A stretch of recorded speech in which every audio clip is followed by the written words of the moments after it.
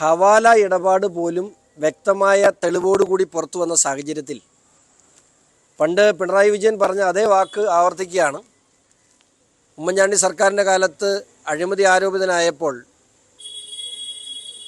അന്നത്തെ പ്രതിപക്ഷ നേതാവായിരുന്ന, അന്നത്തെ CPM-ൻ്റെ സംസ്ഥാന സെക്രട്ടറി ആയിരുന്ന പിണറായി വിജയൻ പറഞ്ഞ ഒരു വാക്കുണ്ട്,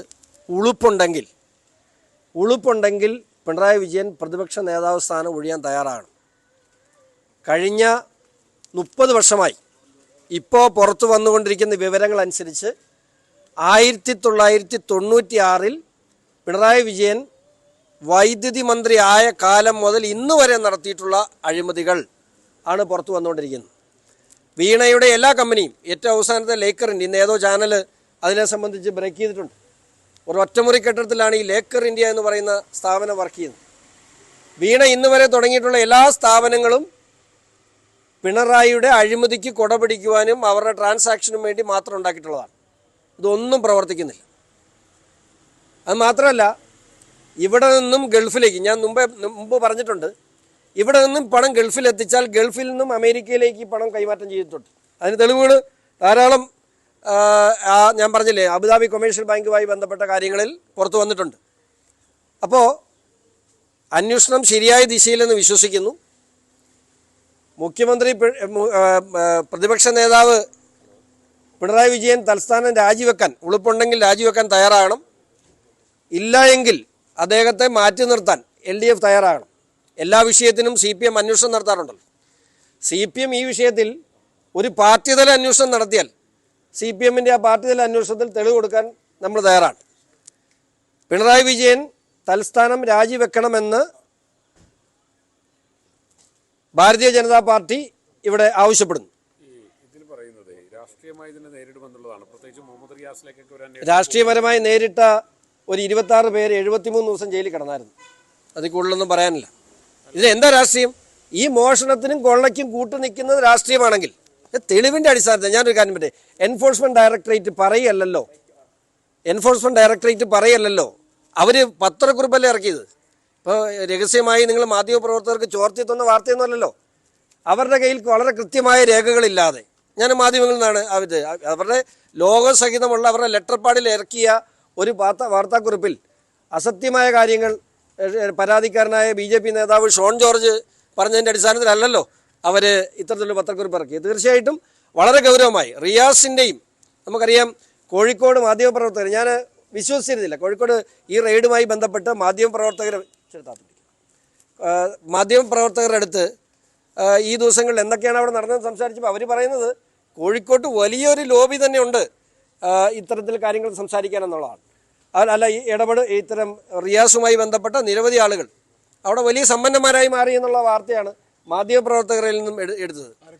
അത് ഇപ്പം റെയ്ഡിൽ വന്നിട്ടുള്ള ആളുകളൊക്കെ ഇത്തരത്തിൽ കഴിഞ്ഞ 10 വർഷത്തിനുള്ളിൽ സമ്പന്നന്മാരായവരാണെന്നാണ് ഞാൻ പറഞ്ഞാൽ എനിക്ക് നേരിട്ട് അറിയാവുന്നതാണ്. മാധ്യമപ്രവർത്തകരിൽ നിന്നും ഞാൻ അറിയാൻ പറ്റും. മാത്രമല്ല, ഇന്നലെ റിയാസ് എന്താ പറഞ്ഞേ, പെട്ടെന്ന് രംഗത്ത് വന്നിട്ട് പറഞ്ഞു ഇത് രാഷ്ട്രീയമാണ്. മുഹമ്മദ് റിയാസിന് എതിരെയുള്ള ആരോപണം എന്ന നിലയിലല്ല ഈ ആളുകൾ റെയ്ഡ് ചെയ്യപ്പെട്ടതാണോ? അല്ലല്ലോ. വീണയുടെ ഡയറിയിൽ നിന്നും ട്രാൻസാക്ഷൻ നടന്നു എന്ന് ബോധ്യപ്പെട്ടതിൻ്റെ അടിസ്ഥാനത്തിലല്ലേ ഇവർ റെയ്ഡ് വന്നത്. അപ്പോൾ റിയാസുമായി ബന്ധപ്പെട്ടല്ല റെയ്ഡ് വന്നത്. ഇവർ റിയാസിൻ്റെ സുഹൃത്തുക്കളാണെന്നുള്ളത് പിന്നീട് മാധ്യമങ്ങളിൽ നിന്നും അല്ലാതെയും നമ്മൾ അറിഞ്ഞ കാര്യമാണ്. പക്ഷേ റെയ്ഡ് നടന്നത് വീണയുമായി നടത്തിയിട്ടുള്ള സാമ്പത്തിക ഇടപാടുകളുടെ പേരിലാണ്. അപ്പോൾ അതിന് റിയാസിന് കണക്റ്റഡ് ആണോ അല്ലയോ എന്നുള്ളതൊക്കെ അന്വേഷണത്തിൻ്റെ ഭാഗമാകേണ്ടതും റിയാസിനെയും കൂടുതൽ ചോദ്യം ചെയ്യേണ്ടതുമാണ്. അല്ല, ഇപ്പം ഞാൻ പറയട്ടെ, ഈ കഴിഞ്ഞ കാലങ്ങളിൽ നമുക്ക് അഴിമതിയുടെ ആരോപണ വിധേയമായ SLC ലാബിന്, പ്രൈസ് വാട്ടർ കൂപ്പേഴ്സ്, പിന്നെ സ്വർണ്ണക്കടത്ത്, ഇപ്പോൾ ഇന്നത്തെ വിവരം അനുസരിച്ചും ഇന്നലെ വന്ന തെളിവുകളുടെ അടിസ്ഥാനത്തിലും സ്വപ്ന സുരേഷ് പറഞ്ഞ മുഴുവൻ കാര്യങ്ങളും ശരിയല്ലേ? പണം കടത്തിയിട്ടുണ്ടല്ലോ, ഹവാല പണം കടത്തിയിട്ടുണ്ടെങ്കിൽ സ്വപ്ന സുരേഷ് പറഞ്ഞ മുഴുവൻ കാര്യങ്ങളും ശരിയാണ്. അപ്പോൾ ഈ കാലഘട്ടത്തിൽ ആരോപണങ്ങൾ എന്തൊക്കെ വന്നിട്ടുണ്ടോ അതെല്ലാം ശരിവെക്കുന്നതാണ് ഇപ്പോൾ പുറത്തു വന്നുകൊണ്ടിരിക്കുന്ന തെളിവുകൾ. കൂടുതൽ വിശദാംശങ്ങൾ, അന്വേഷണം ശരിയായ ദിശയിലെന്ന് വിശ്വസിക്കുന്നു. കൂടുതൽ വിശദാംശങ്ങൾ പുറത്തു വരും. പക്ഷേ മാന്യതയുണ്ടെങ്കിൽ, ഉളുപ്പുണ്ടെങ്കിൽ പിണറായി വിജയൻ അടിയന്തരമായി മാറി നിൽക്കാൻ തയ്യാറാകണം. ഇല്ലെങ്കിൽ അദ്ദേഹത്തെ മാറ്റി നിർത്താൻ CPM തയ്യാറാണ്.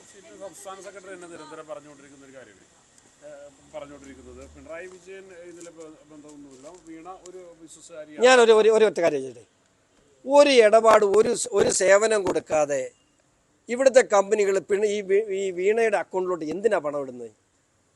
മുഖ്യമന്ത്രിയായിട്ട് അച്ഛൻ ഇരിക്കുമ്പോൾ മകൾ നടത്തുന്ന സ്ഥാപനത്തിലേക്ക് ഒരു സേവനം നൽകാതെ പണം ഇടുന്നത് ഇനിയും പിണറായി വിജയനെ നിങ്ങൾക്ക് മനസ്സിലായില്ല, അല്ലെങ്കിൽ പിണറായി വിജയന് ഇതിനകത്ത് പ്രതിയാണെന്ന് മനസ്സിലായില്ലെങ്കിൽ കേൾക്കുന്ന നിങ്ങൾക്കെന്തോ കുഴപ്പമുണ്ട്, അല്ലാതെ എനിക്കത് പറയാനില്ല. കാരണം ഇപ്പോൾ ഷോൺ ജോർജ് PC ജോർജിൻ്റെ മകനാണ്. PC ജോർജ് ക്യാബിനറ്റ് പദവിയിലിരുന്ന സമയത്ത് ഒരു സേവനം ചെയ്യാതെ ഷോൺ ജോർജിന് ആരെങ്കിലും പൈസ തന്നാൽ അത് ഷോൺ ജോർജിനാണോ? ലോജിക്കലി ചിന്തിക്കും, അത് ഷോൺ ജോർജിനാണോ? അല്ല. ഈ യാതൊരു സേവനവും നൽകാതെ വീണ കൈപ്പറ്റിയുള്ള മുഴുവൻ പണവും പിണറായി വിജയൻ്റെ ആണ്. പിണറായി വിജയന് കൊടുത്ത കൈക്കൂലിയാണ്, ഈ നാടിനെ വിറ്റതാണ്. ഞാൻ പറയട്ടെ, തോറിയം ഈ നാട്ടിൽ നിന്നും കടത്തപ്പെട്ടിട്ടുണ്ടെങ്കിൽ നിങ്ങളിപ്പോൾ കാണുന്ന ഒരു മഞ്ഞുമലയുടെ മൂല മാത്രമാണ്. അത്രയായിരം കോടികൾ ഇവിടുന്ന് കടത്തപ്പെട്ടിട്ടുണ്ട്. അത്രയായിരം കോടികൾ ഈ നാടിനെ വിറ്റ് പിണറായി വിജയൻ ഉണ്ടാക്കിയിട്ടുണ്ട്. കാരണം അതായത് 50 കിലോ ആണ്. ഇപ്പോൾ ഈ അമേരിക്കയും ഇറാനും തമ്മിൽ നടത്തുന്ന യുദ്ധത്തിൻ്റെ അടിത്തറ എന്നാണെന്നറിയോ? 50 കിലോ യുറാനിയമാണ്. ആകപ്പാടെ ഇറാൻ്റെ കയ്യിലുള്ള 50 കിലോയാണ്. അതിനുവേണ്ടിയാണ് യുദ്ധം നടക്കുന്നത്. ഞാൻ പറഞ്ഞത്, യുറാനിയം ഉണ്ടാക്കാൻ കഴിയുന്ന തോറിയം ഇവിടെ ഉണ്ട്, മോണോസൈറ്റ് ഇവിടെ ഉണ്ട്, അത് പ്രൂവ്ഡാണ്. അത് കടത്തപ്പെട്ടിട്ടുണ്ടോ നമ്മൾ പഠിക്കേണ്ടത് തന്നെയാണ്, വളരെ ഗൗരവമായി പഠിക്കേണ്ട വിഷയമാണ്. ഇത് നാഷണൽ സെക്യൂരിറ്റിയുടെ ഇഷ്യൂ കൂടെയാണ്. അല്ല, ഇത് കടത്തപ്പെട്ടിട്ടുണ്ടെങ്കിൽ ഇത് മോണോസൈറ്റ് ഇവിടെ ഇവർ പറയുന്ന ഇലുമിനേറ്റ് ഉണ്ടാക്കിയെന്ന് മാത്രമാണ്. ഇലുമിനേറ്റ് ആണെങ്കിൽ കുഴപ്പമില്ല, പക്ഷേ ഇലുമിനേറ്റിനകത്ത് 0.4% തോറിയമുണ്ട് എന്ന് പറയപ്പെടുന്നു. ആ തോറിയമുണ്ട് എങ്കിൽ അത് ആണവായുധങ്ങൾ പോലും നിർമ്മിക്കാൻ കഴിയുന്നതാണ്. അപ്പോൾ ഇവിടുന്ന് എക്സ്ട്രാക്ട് ചെയ്യാതെ ഈ സാധനം പുറത്തേക്ക് കൊണ്ടുപോയാൽ അവിടെ അത് എക്സ്ട്രാക്ട് ചെയ്തിട്ടുണ്ട്. ഇറാൻ ഉൾപ്പെടെ, അല്ലെങ്കിൽ നമ്മുടെ ശത്രു രാജ്യങ്ങൾ ഉൾപ്പെടെ നമുക്കെതിരെ അത് ആയുധമായി ഉപയോഗിച്ചിട്ടില്ല എന്നെങ്ങനെ പറയാൻ പറ്റും? ഇത് നിസ്സാര കാര്യമല്ല. ഞാൻ പറഞ്ഞപ്പോൾ ഇതിനു മുമ്പും പലരും ചിരിച്ചിട്ടുണ്ട്. ഇത് ചിരിക്കേണ്ട ഒരു കാര്യമല്ല. കേരളത്തിൻ്റെ മാത്രമല്ല, ഇന്ത്യയുടെ നാഷണൽ സെക്യൂരിറ്റിയെ ബാധിക്കുന്ന ഒരു വിഷയമാണ് കേരള തീരത്തെ കരിമണലും അതിൻ്റെ വ്യാപനവും. ഇപ്പോൾ ഈ മന്ത്രിസഭ അധികാരത്തിൽ വന്നപ്പോൾ എന്താ ആദ്യം ചെയ്തത്? പ്രൈവറ്റൈസേഷൻ ശ്രമിച്ചു, നമ്മൾ എതിർത്തു, അതുകൊണ്ട് അത് വേണ്ടാന്ന് വെച്ചു, അല്ലേ? ബഡ്ജറ്റിൽ പ്രഖ്യാപിച്ചില്ല മുഖ്യമന്ത്രി. അതാ ഒരു ഒരു ഒരു ഒരു തെലുങ്കാന കമ്പനിയുമായി കരാറൊക്കെ ആയിരുന്നു, നിങ്ങളെല്ലാം അറിഞ്ഞതാണ്.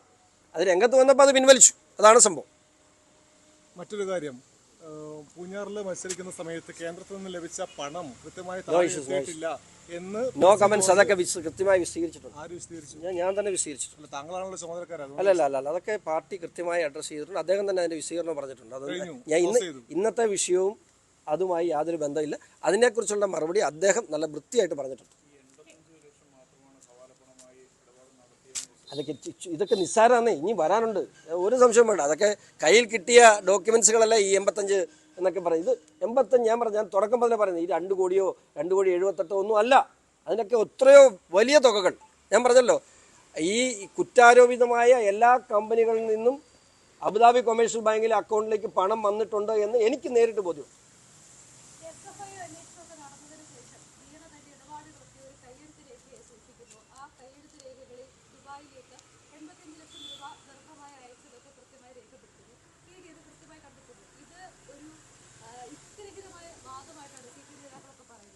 അത് വീണ പറഞ്ഞു അങ്ങനെ, ഇതെൻ്റെ അല്ലെന്ന്.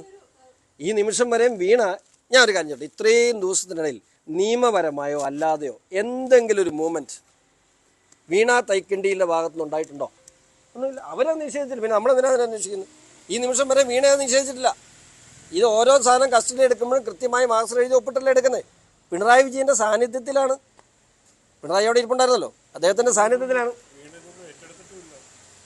അല്ല, ഏറ്റെടുക്കേണ്ട കാര്യമില്ലല്ലോ. ഏറ്റെടുത്താൽ ഇപ്പം പിറ്റേ ദിവസത്ത് പോയില്ലേ? ഏറ്റെടുത്താൽ പിന്നെ കേസ് കുറ്റം അഡ്മിറ്റ് ചെയ്യുന്നതിനൊന്നും ഇല്ലല്ലേ.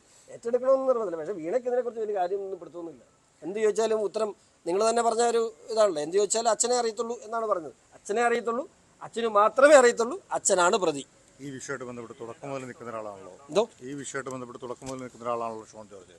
സ്വാഭാവികമായിട്ടും ഈ 85 ലക്ഷം രൂപയുടെ ഒരു ഹവാല ഇടപാട് മാത്രമാണ് ഇതിൽ നടന്നിട്ടുള്ളൂ എന്ന്, അതുകൊണ്ട് അവിടെ മാത്രം ഒതുങ്ങി നിൽക്കുന്നു ഒന്നുമല്ല. ഇത് ഞാൻ പറഞ്ഞില്ലേ, ഇതൊക്കെ കഴിഞ്ഞിട്ട് എന്തോ അവസാനം എഴുതി വെച്ചേക്കുന്ന സാധനത്തിൽ കിട്ടിയതാണ്. ഞാൻ പറഞ്ഞല്ലോ, ഇതിനൊന്നും തെളിവുകളുള്ളത് ഇപ്പം ഈ ഒരു കാര്യം കിട്ടി, ആ രേഖയിൽ നിന്ന് കിട്ടി. ഒരു പക്ഷേ 2022 ഈ സംഭവത്തിനൊക്കെ ശേഷമായിരിക്കാം ഒരു പക്ഷേ ഈ ട്രാൻസാക്ഷൻ നടന്നിട്ട്. അതുകൊണ്ടായിരിക്കും ചിലപ്പോൾ ഒരു ഡയറിയിൽ എഴുതി വെച്ചത്. അല്ല അല്ല, ഞാൻ ഒരു കാര്യം പറയട്ടെ. ഞാൻ ഈ ഒരു ഘട്ടത്തിലും ഞാൻ ഭാരതീയ ജനതാ പാർട്ടിയുടെ ഒരു പ്രവർത്തകനാണ്, ഭാരതീയ ജനതയുടെ ഭാരവാഹിയാണ്.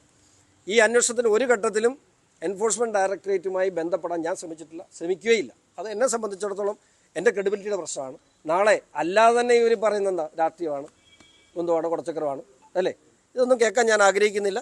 നിങ്ങൾ അവർ ഉദ്യോഗസ്ഥരോട് ചോദിച്ചു നോക്കൂ. ഞാൻ കൂടുതൽ ED ആയി ബന്ധപ്പെട്ട വിവരങ്ങൾ ഞാൻ അറിയുന്നത് നിങ്ങളിൽ നിന്നാണ്.